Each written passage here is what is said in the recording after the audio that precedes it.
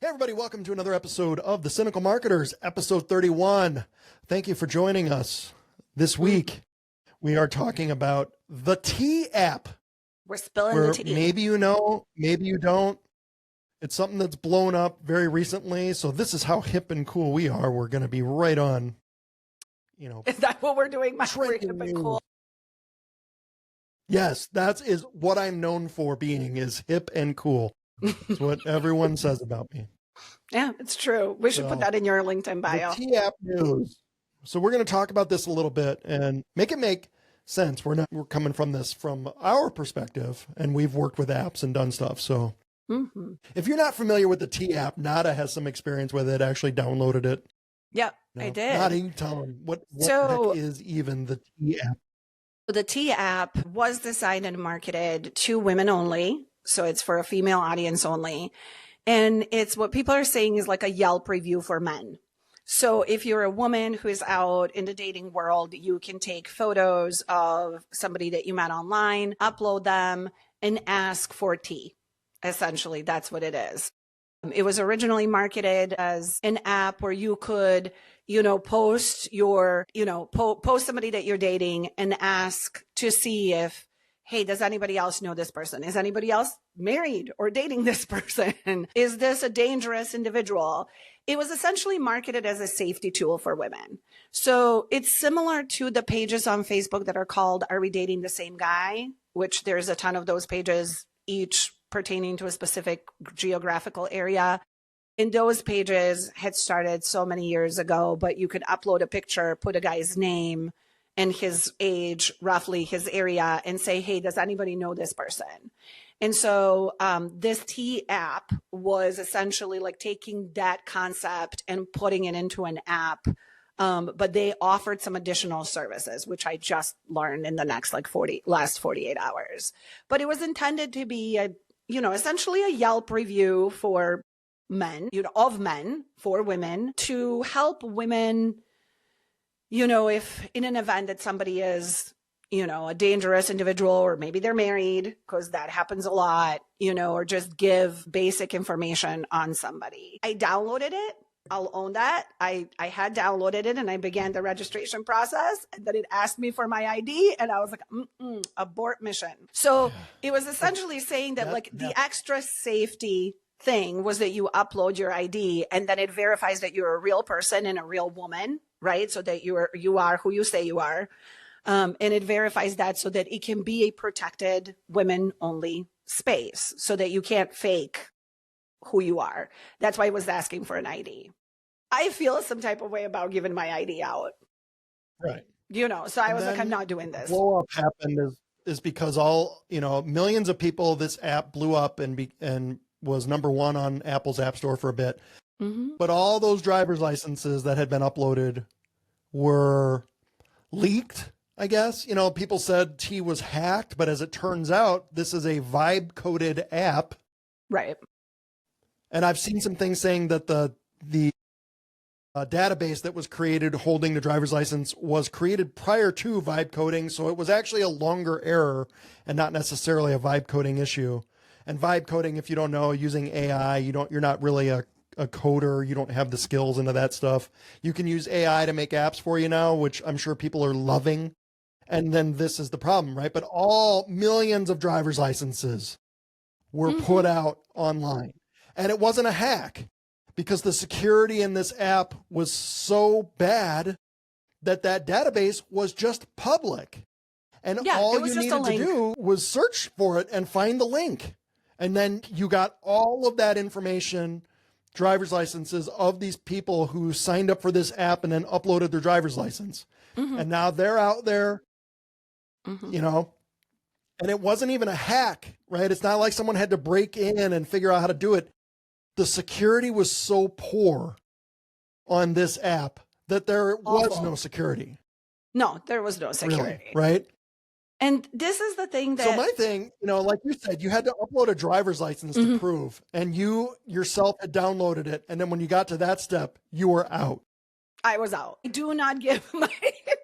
No, Mike, I can't. The only people that have my driver's license are things that absolutely require my driver's license. So like when I was driving for Lyft, like I'll give that, well, obviously they need my driver's license, right?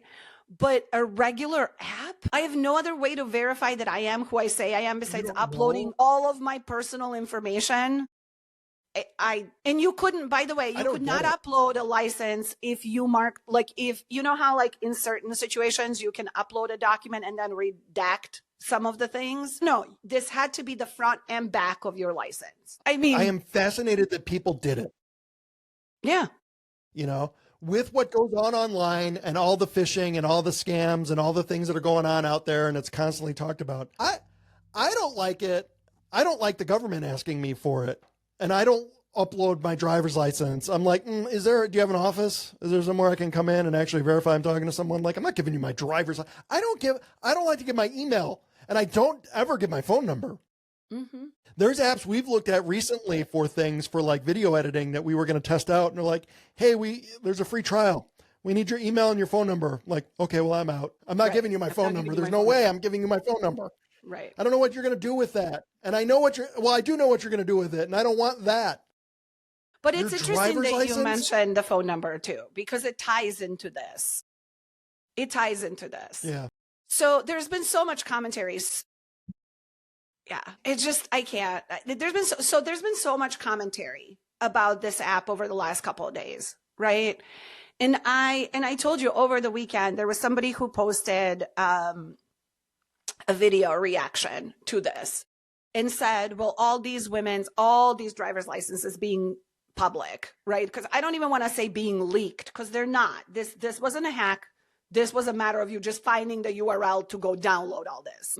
You know, there was somebody online who said, well, women deserve this. These women, these 4 million, by the way, 4 million app downloads.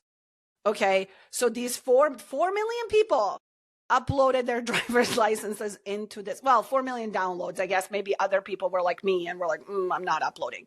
But a sizable amount. I think I read somewhere like 172,000 or something, like driver's licenses public. So somebody said, well, women deserve this. Like these women absolutely deserve to have all of their personal information out there. And so I made a comment of saying like, hey, this app was intended to really just be a protective space for women, where women can ask about someone that they're dating or somebody that they're, meeting up with and different things to, just for their own safety. Because the reality of dating for women out there is that, there are statistically, there's so many awful things that happen to women in the dating scene, right?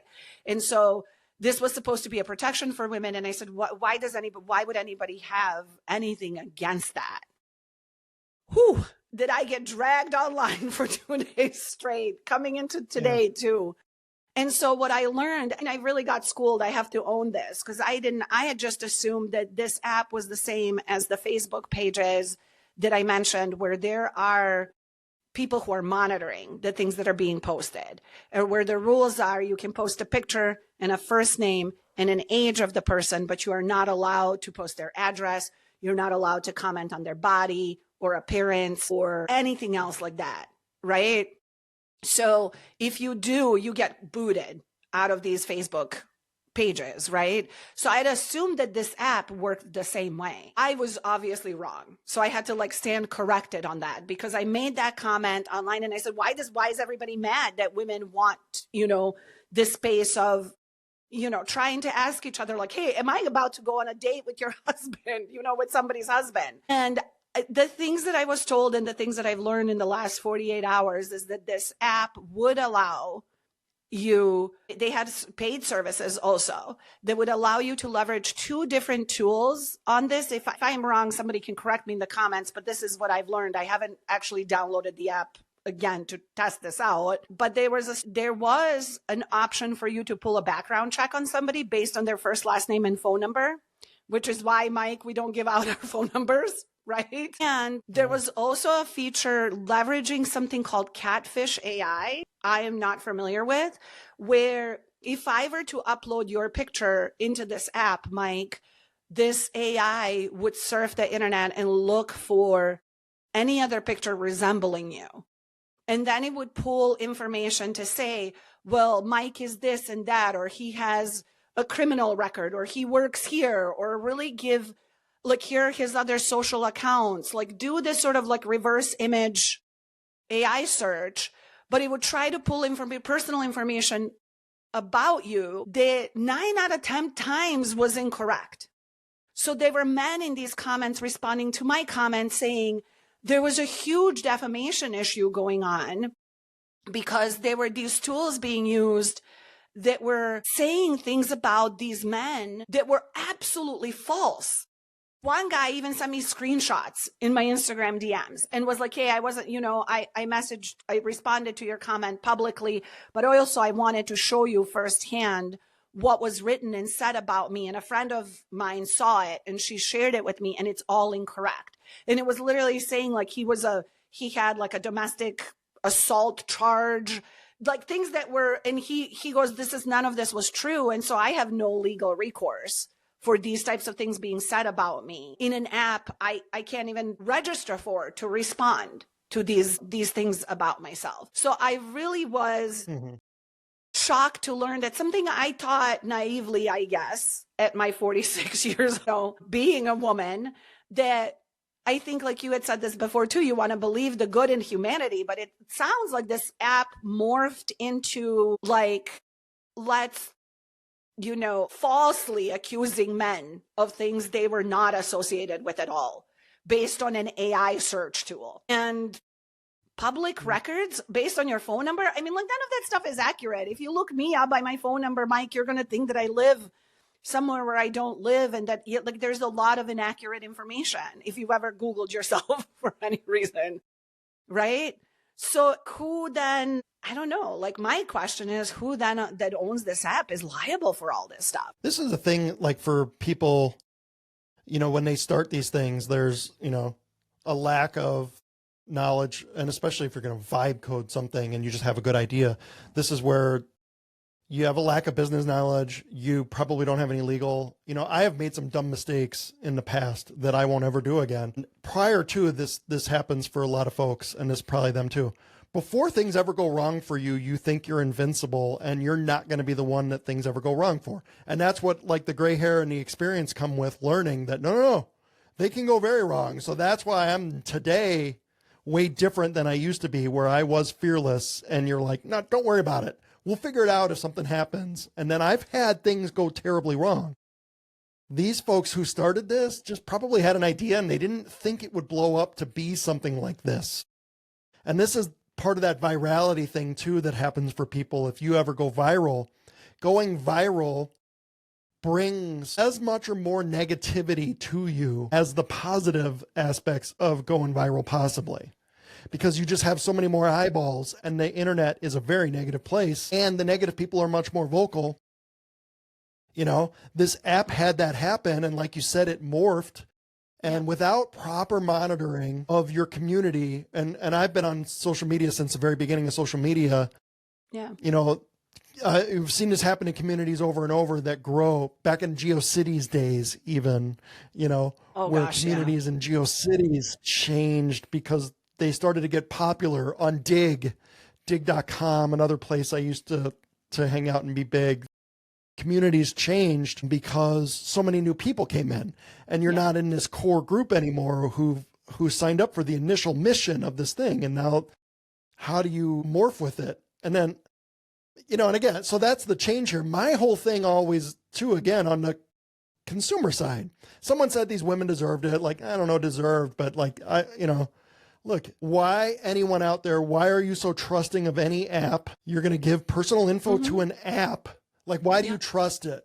Just because it's in the Apple App Store, that doesn't mean that this isn't a nefarious operation. All of these, like, gambling apps that are out there and these silly game apps with, their monetization inside. Yep. They're data mining operations, really. Right. You really shouldn't trust any app, I don't think. And you really have to be careful. I'm just fascinated with the behavior that someone signs up for an app. We don't know you. None of this stuff is verified. I'm going to give you my driver's license. It's fascinating. Shocking. No matter what happened. And I don't, Yeah. I just can't believe you would do that. Well, it's an interesting, so this, gets into, for me, a little bit of the ethical component of this, right? Because I mean, I did get a lot of comments on my comment on the post that was like, well, these women deserve this. And I don't, for the record, I don't think men or women, and I think we agree on this, deserve to ever be doxxed to this extent. No one should have your driver's license with your physical address ever out there public. The problem is they were if you upload it to somebody you don't know, though, you cannot be surprised if bad things happen. Right. And that's so this is the thing though, too, because I think you didn't even know. Yeah, wild, right? Like, so that was the stopping point for me. I was like, I'm not doing this. I'm not giving you my driver's license. It's interesting from a consumer behavior though, Mike, what you had said too, like the behavior is interesting from that standpoint. It's also interesting how this app morphed into, and now that I've seen screenshots, now that I've like done some digging to really learn about what this app was, because I did get so dragged for 2 days on my comment because people were like, no, you don't know what you're talking about. And I was like, you know what? Now that I've looked it up, you're right. I don't. The lack of monitoring within the app, the lack of monitoring of the information that was being published within the app that was defamatory towards men, right? It became this really weird space for me where I was like, are we monetizing? This is like monetizing the rage bait, right? When people go off on political discussions or like on TikTok where people are like, oh, if you like, let's have this political debate or whatever, this rage bait thing that is going to get engagement, right? It almost seems like the people that made this app were thriving off of this because, by the way, to have a subscription on this app to be able to use full services of it is like $15 a month, right? So they're estimated to have an annual revenue of 1.6 million. Right. So this is a sizable number of people who have signed up, given their driver's licenses, are paying for this service. How is there where does the accountability then come in from people that made this? Because obviously they, number one, didn't have a secure app, right? And number two, now, in addition to the licenses being exposed, content was being exposed. There were screenshots that were part of this file dump that, people were able to see. And so where does the liability lie then? Right? Like, that's my question. This is where, you come up with an idea for something. I don't know who was behind this, but obviously it's not like they set up a business plan. They didn't talk to attorneys to say, hey, if we do this, what's like our possible liability? Are we liable for things? What kind of things do we have to put in place to keep things safe and on board? And there was no plan. They vibe coded an idea, and here's where we're at. There's no adults, it doesn't seem. There's no one with any business experience around to say, like, you need to put some guardrails on here. Where everyone says the old guys with the gray hair, you're the fun police and take things away. And you're like, well, I do that because I know the bad things that can happen and I want to avoid that. Right. Yeah. But these guys just had an idea and they're like, oh, this would be fun, won't it? And now look, and everyone thinks it's not going to be me. Until it is you. Until it is. Yep. And it's just not worth it. Even statistically, if it's tiny, that you're going to be the one. Right.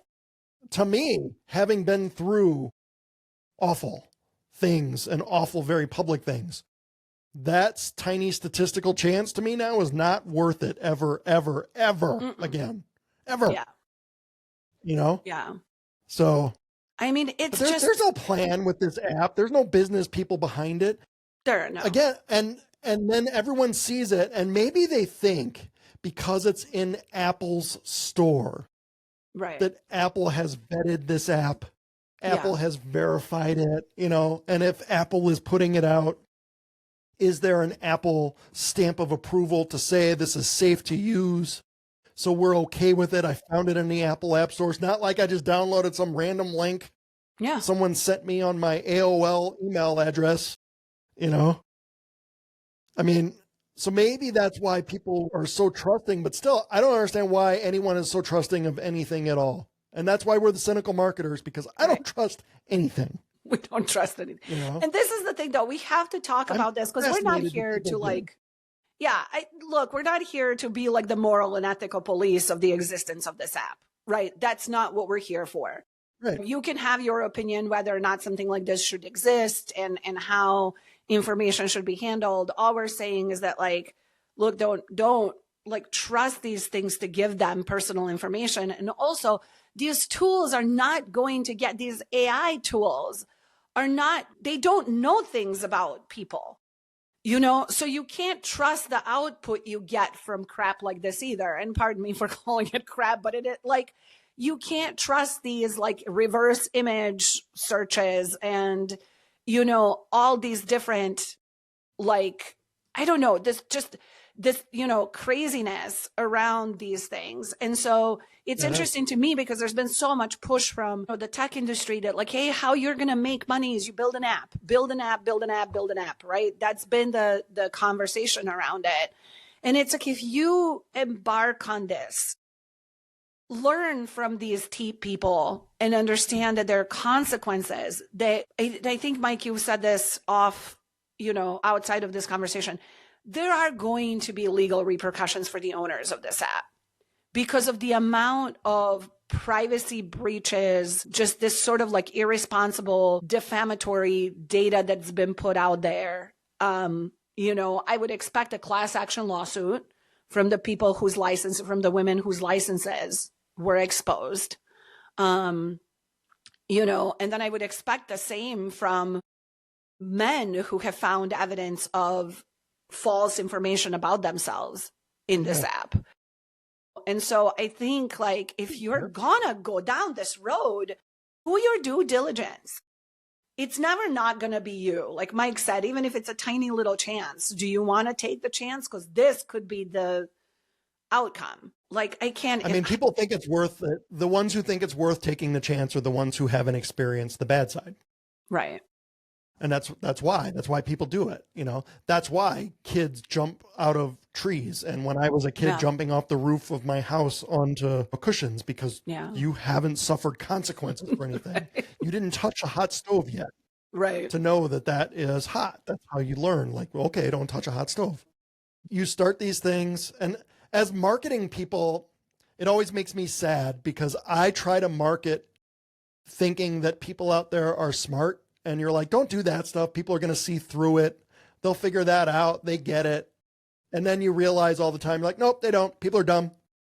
People are stupid. The vast majority of people are stupid. You know what? I know they, in the first Men in Black movie, right? Tommy Lee Jones said that the individual is smart. People are stupid. Right. You know? And they are. And they are. How many people, the million people gave a driver's license to someone we didn't know? I know. You have no idea where that's going. Please, even if y'all don't give your driver's licenses. It's so wild. It's so wild to me. And honestly, it's just, again, like, this is, if you read online and even if you're going to read fine print and you're going to read the privacy statements and you're going to read all of that stuff, here's something I learned from my time dealing in courts and that with horrible issues is any of that stuff is only as good as your ability to enforce any of it. Right. So it doesn't matter. So what happens? Okay, hey, I uploaded my driver's license because I read their privacy statement. They said they're going to keep it secure. They're going to do blah, blah, blah, blah, blah. Okay, great. They didn't. They didn't live up to that. Right. Your driver's license is out there in the public now. Now what are you going to do? Now what? Right. Now what? Are you going to move? You're going to have to go get an attorney. Terrifying. You know, what are you going to do? You're going to go get damages or something, and then what? They're not going to have any money. What's going to happen? Right. What do you think? What is your remedy now? There is. You will never be made whole for that, ever. Right. So you're trusting all of these legalese words. If they were even there, I don't know. I've never looked at this app. Like I said, I can't imagine there were many attorneys, if any, involved in this process. And I'm not an attorney. I don't like attorneys like everyone, like normal, sane people. But I know that they have a necessary need, and I would use them in the future for this kind of a thing. You do have to ask them, hey, what could happen? What could go wrong? And there's got to be somebody in your business. There always has to be somebody in your business. You need the big idea people for sure. Right. But there's got to be somebody there who is like the what if person. Right. And I think that's the takeaway for me, right? That is the takeaway for me from all of this, is that there was, like you said, no grown up in the room. There was no one to say, we are dealing with very sensitive information, right? Yeah. How are we going to make sure that that information is protected? And when false things are published about people on this app, how are we going to address that? Because defamation is illegal. You know, false information about somebody is considered defamation, especially if it's, you know, derogatory in some way. Are you on Section 203 then? Are you trying to be a publisher versus a platform? Right. And again, you probably didn't have legal advice from an attorney. And that's the other reason you do that too, is you get that legal advice from an attorney who has a law license to practice it. Liability is on that guy now. Like, Right. you don't want it on you. This is something I learned. I'm like, no, always ask an attorney. Get a statement from attorney. Get your attorney to put down, this is what you can do. Here are the parameters. Here's what keeps you in. And then if you follow all that, you know, okay. Hey, look, I was operating under advice of an attorney. Right. You know, but this obviously is just so wild. But look, folks, you just you can't trust stuff out there now. You just can't trust these things. And just because, like you said, you know, vibe coded things are going to be out there. Right. So you have to be careful, and you have to be smart. Mind right. To upload your personal documents to anyone out there. You're out of your mind. It's not, I don't even feel safe. Like I said, like at tax time, if the IRS asks for verification, right. You know, you're like, no, I'm not giving you my license. You know, PMV or something, if we're dealing with actual government agencies that you know you're legitimately dealing with, and they're like, hey, you need to verify, can you do blah, blah. I'm like, ooh, I don't, safe? How do I know that's not going to get hacked? Right. And this is the thing, though. Again, like, we're not going to sit here and debate like the ethical, moral existence of apps like this. No, I don't care. What we're basically going, you know, where I'm kind of stuck on this is consumer behavior that we're seeing more and more of. More and more of apps like this are going to exist. If this is something that you as a small business owner, entrepreneur are on a path to do, protect yourself. Look at this mess. Like, look at this company that like blew up, made all this money, was the #1 downloadable app. The moment you start growing to the point where you are on a radar of a lot of people, stuff like this is going to happen to you. People are going to try to hack into your system. They're going to try to take you down. That's just the human nature of things. We had a data security guest on our podcast, one of our guests, right? Those guys cost money to have them involved, but there's a reason why they cost money, because they know what they're doing, and then they help protect you, and they keep data secure, and they put things in place. You're just going to come up with an app idea you probably don't even know. Right. I don't know. I wouldn't know any of that. I don't know that stuff. Right. You know? And it's interesting. It ties into, for me, legal. Yeah, it ties into, for me, that like Sam Altman, right? The OpenAI guy. Is that his name? Am I saying his name right? I don't know. Yeah. He did come out last week and say, by the way, every single thing you put into ChatGPT is open form. If legally required to be handed over, it will be handed over to the courts. Right. So the fact that he had to come out and say that, which, by the way, is in their terms and conditions and all of that stuff. Right. But the way that he had to reemphasize that is the takeaway of all of this for me. Be conscious of that everything you give an app, you give to any AI app, is fair game. It's just fair game. So anything that you say, like if you are straight up lying about someone, that's out there and it's fair game. Your driver's license is out there and fair game. So as a consumer, be smart. As an app developer, be smarter, you know? Yep. All right. That's it for me. There we go. That's it. The T app. And it's not just the app, it's apps in general. Safety, security, actual business plan, and actually, involve the professionals that you need to do. If you're going to do this stuff and you want to bring people into a business, you want to take payments, for example, this is, gosh. Yeah. Be smart. Get the grown-ups. If you're a consumer out there, good Lord, be smart. Yeah. Be smart. Don't give your driver's license to anybody. Freaking believable, honestly. Yeah. So that's the main takeaway. Thank you for tuning in, everybody. Thank you. Another episode. Hey. We appreciate it. We'll be back again next week. Thank you again for listening and following. We appreciate it, everybody.